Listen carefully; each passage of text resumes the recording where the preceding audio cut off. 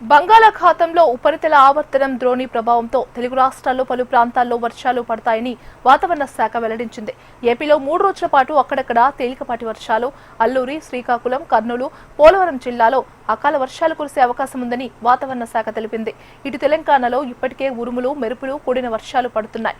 మరికొన్ని ప్రాంతాల్లో dry weather ఉంటుందని వాతావరణ శాఖ అంచనా వేస్తుంది. లేటెస్ట్ అప్డేట్ మా విశాఖ ప్రతినిధి అనురాధ అందిస్తారు. ఏపీలో ప్రస్తుతం హాట్ వెదర్ కొనసాగుతుంది. హీట్ వేవ్స్ వస్తాయని ఇప్పటికే వాతావరణ శాఖ అంచనాలు వేస్తూ హెచ్చరికలు కూడా జారీ చేసింది. పగటి ఉష్ణోగ్రతలు 3 నుంచి 5 డిగ్రీల వరకు పెరిగే అవకాశం ఉందని కూడా వాతావరణ శాఖ తెలిపింది.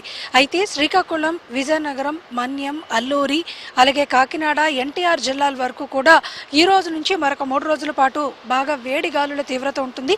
దాదాపుగా 14 మండలాల్లో అతి తీవ్రమైన వడగాల్పులు కూడా ఉంటాయనేది వాతావరణ శాఖ అంచనాలు వేస్తుంది.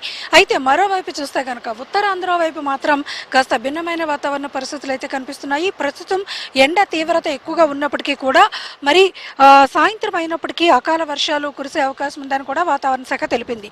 ఉత్తరాంధ్రలో తేలికపాటి వాతావరణం ఉంటుంది. అలాగే పగటిపూట ఉష్ణోగ్రతలు, వేడిగాలుల తీవ్రత ఎక్కువగానే ఉంటుంది. ముఖ్యంగా కోస్టల్ ఏరియాస్లో హ్యూమిడిటీ శాతం అనేది ఎక్కువగా ఉంటుంది కాబట్టి అక్కడ ఉక్కపోత వాతావరణం ఎక్కువగా ఉంటుంది అనేది కూడా వాతావరణ శాఖ అంచనాలు వేస్తుంది. మరోవైపు రాయలసీమ జిల్లాల వైపు చూసుకుంటే కనుక అత్యధిక ఉష్ణోగ్రతలు నమోదయ్యే అవకాశం ఉంది. 40 డిగ్రీల వరకు కూడా ఉష్ణోగ్రతలు నమోదయ్యే అవకాశం ఉంది కాబట్టి ప్రజలు అప్రమత్తంగా ఉండాలి. ఇళ్ల నుంచి బయటకు వచ్చేటప్పుడు వృద్ధులు, గర్భిణీలు, చిన్నపిల్లలు తగిన జాగ్రత్తలు తీసుకోవాలి.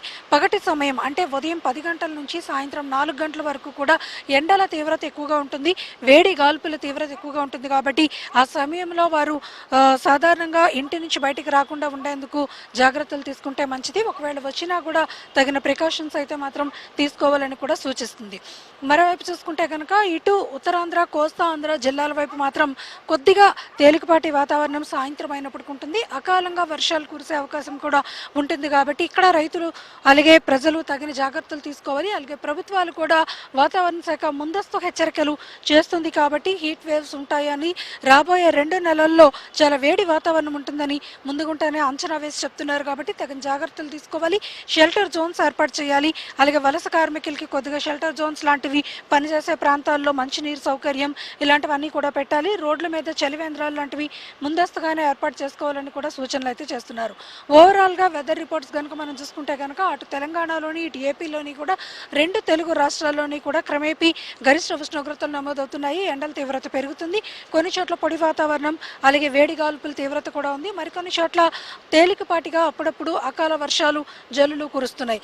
ఈ భిన్నమైన వాతావరణ పరిస్థితుల్లో ప్రజలు జాగ్రత్తగా ఉండాలి, అప్రమత్తంగా ఉండాలని అటు విపత్తుల శాఖ, ఇటు వాతావరణ శాఖ కూడా సూచనలు అయితే మాత్రం చేస్తూ ఉంది. ఓవరాల్గా మరొక 3 రోజుల పాటు ఏపీలో అక్కడక్కడ తేలికపాటి జల్లులు, మిగిలిన చోట్ల అత్యధిక వేడి వాతావరణం కూడా ఉంటుంది. దీని మీద ఇప్పటికే వాతావరణ శాఖ అలా అప్డేట్స్ అన్ని ఇచ్చి అలర్ట్స్ అన్ని కూడా జారీ చేస్తుంది.